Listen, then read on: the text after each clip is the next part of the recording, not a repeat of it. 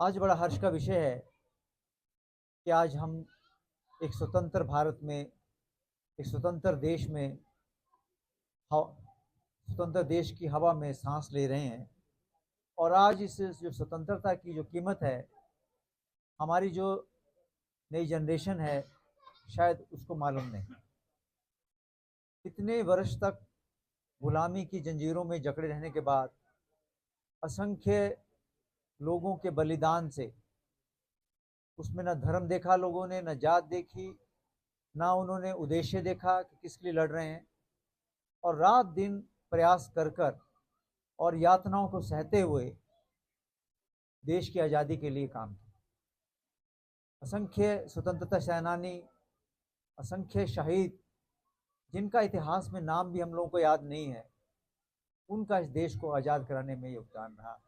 आज इस पावन अवसर पर हम अपने श्रद्धा सुमन उन सभी स्वतंत्रता सेनानियों को, उन सभी शहीदों को, उन सभी लोगों को जिनका हमें नाम भी याद नहीं है, हम अपने श्रद्धा सुमन प्रस्तुत करते हैं। और आज हम एक ऐसे भारत में खड़े हैं जो आज़ादी के बाद 70 वर्ष तक लड़खड़ाता हुआ चलता रहा, और उसके बाद अचानक एक नेता ऐसा हिंदुस्तान को मिला जिसने देश में, जब कोई प्रधानमंत्री बनता है तो इतनी समस्याएं होती है, उसके समाधान के लिए 5 वर्ष गुजर जाते हैं, मालूम ही नहीं होता।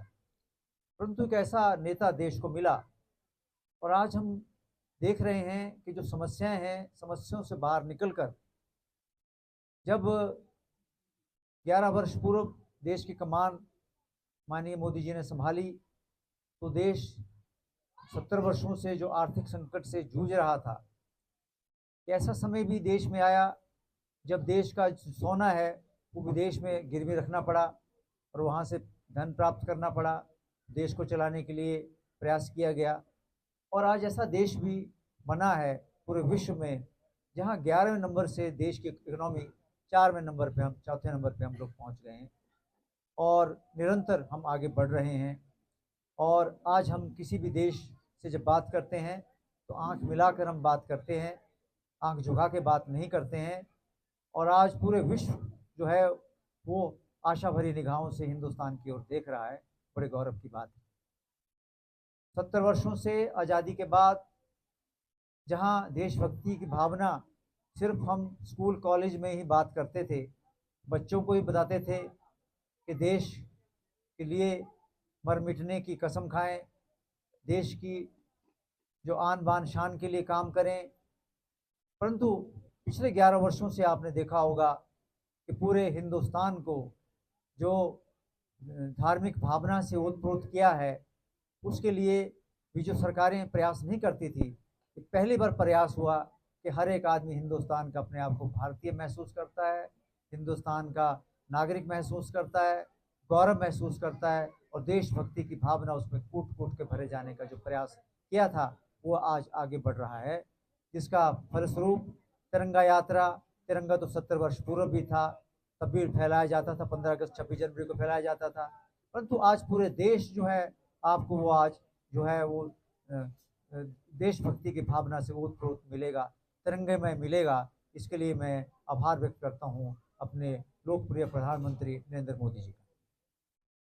भाई बहनों, देश जब आगे बढ़ता है और देश जब कंधे से कंधा मिला के आगे बढ़ने की कोशिश करता है, तो कई तरह के विरोधों का सामना करना पड़ता है। देश की आज़ादी से लेकर आज तक जो हमारे पड़ोसी हैं उससे हमारे संबंध अच्छे नहीं रहे, वो हमेशा हमें पीछे करने के लिए, पीछे खींचने के लिए प्रयास करता रहा। अभी जो देश में पहली बार हमने देखा, इससे पहले भी 71 की जंग हुई, उससे पहले भी हम आतंकवाद से लड़ते रहे, परंतु इस बार जो सिंदूर, मिशन सिंदूर था, इसको देखकर पूरा विश्व जो है आश्चर्यचकित रह गया। आज हमने एक सबक सिखाया है कि कोई भी जो देश है जो हमारा विरोध करेगा उसको उसका फल भुगतना होगा। तो मैं इस पावन अवसर पर अधिक ना भूलते हुए मैं आप सबको एक बार फिर हृदय की गहराइयों से बधाई और शुभकामनाएं देता हूँ।